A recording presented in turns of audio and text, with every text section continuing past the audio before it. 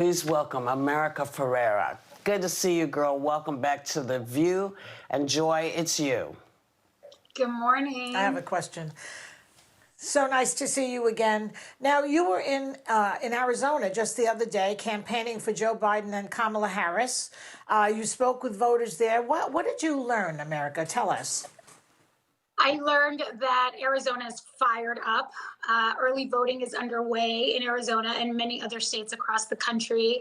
And Arizona is a battleground state. It can really shift politically this year, and people are fired up. They're voting in unprecedented numbers, but we can't let up. There are a lot of attacks on democracy. There is so much voter suppression going on across the country, battles being fought, and we need to not let up and make sure that everybody not only has the right to vote, but that everybody's vote counts at the end of the day in order to ensure the health and the safety of our American democracy.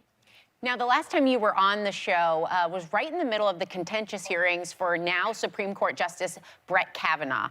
Now, here you are today, joining us just after the hearings for Judge Amy Coney Barrett concluded. What do you make of what's happening here? And I know we're talking about two different people, but do you feel like there's a connection between these moments in time? Well, absolutely. It's just the latest betrayal of the American people. It's an unprecedented betrayal of American voters. The Senate trying to push through this nomination it's not about Amy, and frankly, it can't just be about Trump. This is about elected officials in a position to do what's right for the American people and for American democracy, and they are betraying the oath they took to protect the people they represent. And so their job review is coming up in this election, and it's our jobs as the people who vote for them, the people who hire them to do a job, to let them know how we feel about the job they're doing and create consequences for the actions they're taking that are not with the best for American people in mind. Mm-hmm. Well, America, on the show last week, we were talking about Latino men responding to Donald Trump's supposed macho appeal. He walks out to Macho Man, the song, at his rallies, but just because you play it, we all know that doesn't necessarily make it true. Why do you think, though, that Latino men seem to be gravitating towards him? Well, I think a couple of things about this headline. First of all, is the what you just said. Is it even true? The accuracy of it. Mm-hmm. What we know about Trump's campaign is that they don't necessarily need to back anything up with facts, and they don't bother to. They just create headlines and say what they want to say and never address facts and reality. And what we know is that Latino men are no more drawn to the male toxicity of Donald Trump than say black men or white men. They are aligned with men across the country and what appeals to them about this toxic machismo.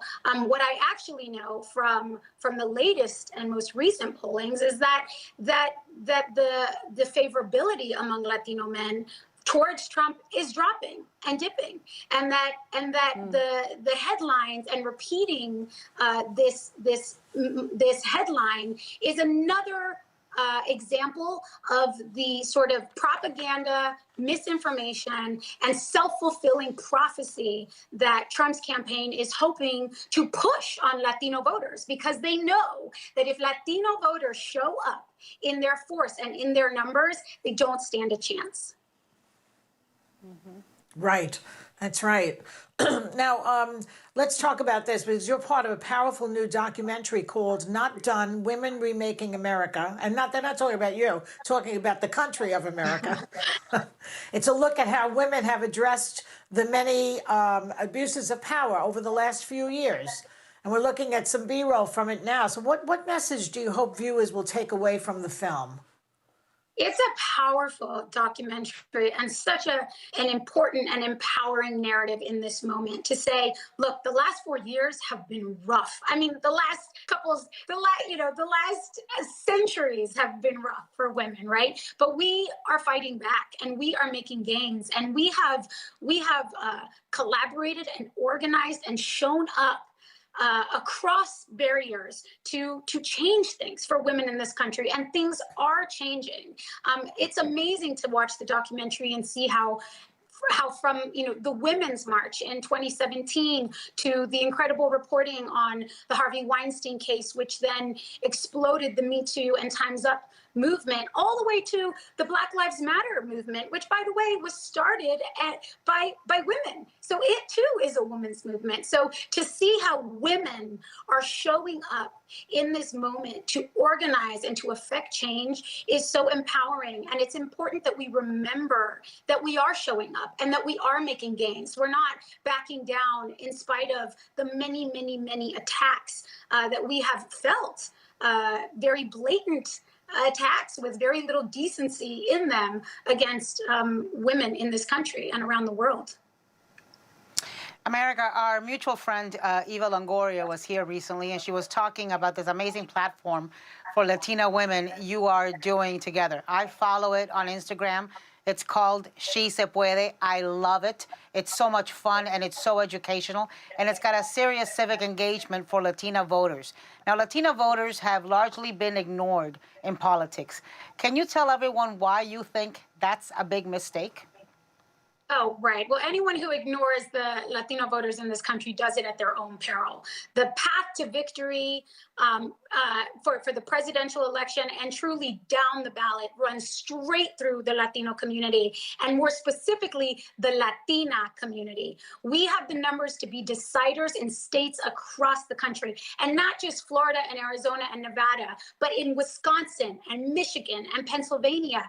Latinas have the power if we show up to be deciders in this election and to decide which way this country is going to go. So empowering Latina voters, reaching out to Latina voters should not be a Latina issue.